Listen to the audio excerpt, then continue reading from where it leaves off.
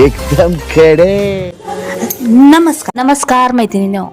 स्त्रियांच्या मासिक पाळीच्या विषयी तुम्ही माझे मासिक पाळीमध्ये स्त्रियांनी काय करावे आणि काय करू नये, तसेच मासिक पाळीमध्ये स्त्रियांनी काय खावे आणि काय खाऊ नये, मासिक पाळी आली की स्त्रियांनी घरगुती 5 उपाय कोणते करावेत, हे व्हिडिओ तुम्ही माझे पाहिलेच असेल. जर पाहिले नसेल तर अवश्य पहा. तसेच आज मी तुमच्यासाठी नवीन व्हिडिओ घेऊन येत आहे. मासिक पाळीमध्ये स्त्रियांनी उपवास करावा की नाही याविषयीची माहिती मी या व्हिडिओमध्ये देणार आहे. चला तर मग आपण व्हिडिओला सुरुवात करूया.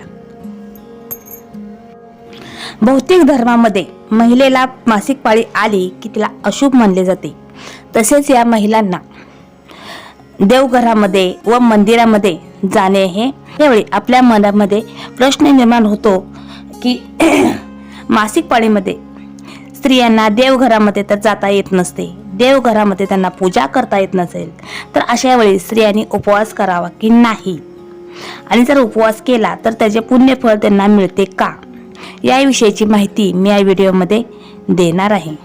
चला तर मग आपण मासिक पाळीच्या विषयीच आपण माहितीला सुरुवात करूया.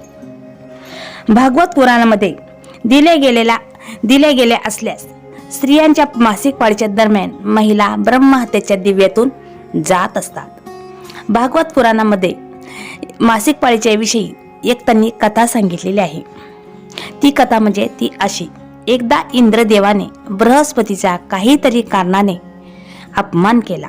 अशा ह्या अपमानामुळे बृहस्पती हे नाराज झाले व इंद्रलोकातून ते स्वर्ग लोकात निघून गेले. ही गोष्ट जेव्हा असुरांना समजली तेव्हा त्यावेळी त्यांनी इंद्रलोकावर आक्रमण केले, ज्यामध्ये त्यांनी इंद्रदेवाचा पराभव केला व त्यांना तिथून सिंहासन सोडून पळून जावे लागले. त्यानंतर इंद्रदेव हे ब्रह्मदेवाकडे गेले आणि त्यांच्याकडे मदतीची याचना केली. त्यावेळेस ब्रह्मदेवाने इंद्रदेवास सांगितले की या तुला संकटातून सुटका मिळवण्यासाठी तुला ब्रह्मज्ञान एका व्यक्तीची तुला सेवा करावी लागेल.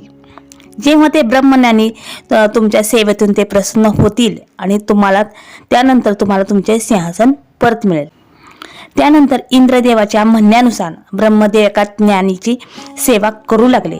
परंतु इंद्रदेवांना हे माहिती नव्हते की आपण ज्या ब्रह्मज्ञानाची सेवा करत आहे ती एका कुळातील आपलीच आई आहे, हे त्यांना माहिती नव्हते. ज्यामुळे त्या ब्रह्मदेवाने असुरांचे प्रेम होते. इंद्रदेव जी सेवा करत होते ती सगळी होम विधी ते असुरांना पुरवत असे. ही गोष्ट जेव्हा इंद्रदेवांना कळली तेव्हा त्यांनी त्या ब्राह्मण यांची हत्या केली. जेव्हा त्यांना कळले की आपण ब्रह्मज्ञानीच्या हत्या केली आहे तेव्हा ते घाबरून एका फुलामध्ये लपून बसले व त्या फुलामध्ये बसूनच त्यांनी विष्णुदेवाची प्रार्थना केली. त्यावर विष्णुदेव त्यांना प्रसन्न झाले व त्यांनी सांगितले की तू ज्या या पापाचे पेट केले असेल, तुला त्या ब्रह्महत्याचे जो काही कलंक आहे तो जर मिटून जाईल. त्याप्रमाणे त्यांनी एका ब्रह्महत्याचे 4 हिस्से केले आणि पहिला हिस्सा या झाडाखाली देऊन ये असे त्यांनी सांगितले. आणि जर तुला कुणी त्याच्यावर देताना जर तुला कुणी वार केला तर तुला मरण येणार नाही, तू पुन्हा नव्याने जगशील.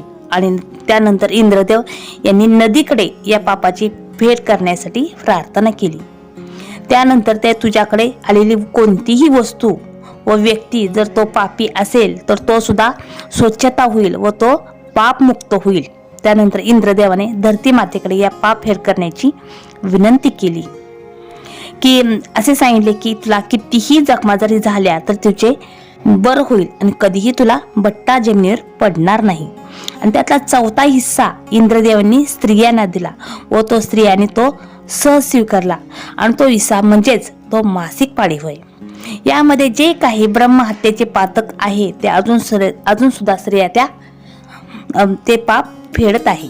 या काळामध्ये महिला अत्यंत नाजूक परिस्थितीमध्ये या गोष्टीला सामोरे जात असतात. त्याचबरोबर हे पाप करत असताना इंद्रदेवांनी फुलामध्ये बसूनच प्रार्थना केली की या काळामध्ये स्त्रिया आपल्या घरातच बसून एका ठिकाणी बसतील आणि देवदर्शन पूजेला स्पर्श करत नाही. याचबरोबर ह्या मासिक पाळीचे एक महत्त्वाचे वैज्ञानिक कारण सुद्धा आहे.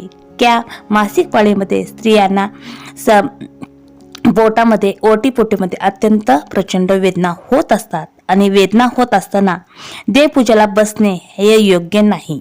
यामुळे आपण एकाग्र चित्तधरेने आपण पूजा करू शकत नाही आणि एकाग्रतेने नसल्यामुळे त्या देवपूजेचे आपल्याला फळ सुद्धा मिळत नाही. म्हणून या काळामध्ये महिलांनी आराम करण्यास आपल्याला महिलांना सांगितलेले असते आणि हा काळ म्हणजेच तो विश्रांतीचा काळ असा तो मासिक पाळीचा काळ असतो. त्यामुळे स्त्रियांनी या काळात स्त्रियांनी आपल्या नेहमी आपल्या शरीराची आणि आपल्या स्वच्छतेची काळजी घ्यावी. जुन्या काळात पिरियडच्या काळात स्वच्छता राखण्याची आपल्याकडे फारशी साधने नव्हती.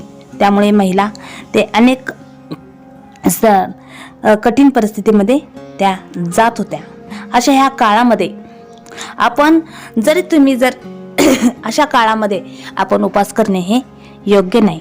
जर तुम्ही उपवास जर केला असेल आणि अचानक जर तुम्हाला मासिक पाळी जर आली तर तुम्ही तुमचे उपवास हे पूर्ण करावेत.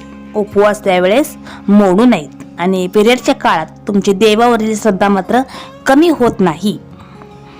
देवासाठी मनाची शुद्धता सर्वात महत्त्वाची असते.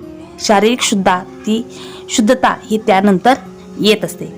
उपवासाच्या वेळी तुम्ही एखाद्या विशिष्ट पूजेचा संकल्प केला असेल, त्यावेळेस जर तुम्ही तुमचा उपवास केला असेल आणि अचानक जर तुम्हाला जर पाळी आली असेल तर त्यावेळेस तुम्ही तो उपवास हा धरावा आणि तुम्ही दूर बसूनच धार्मिक कार्य हे दुसऱ्या व्यक्तीकडून करून घ्यावेत.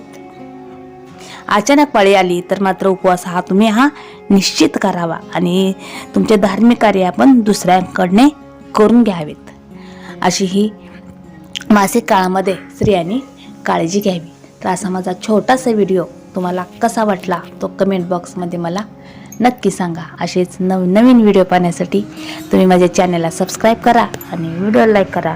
धन्यवाद धन्यवाद धन्यवाद.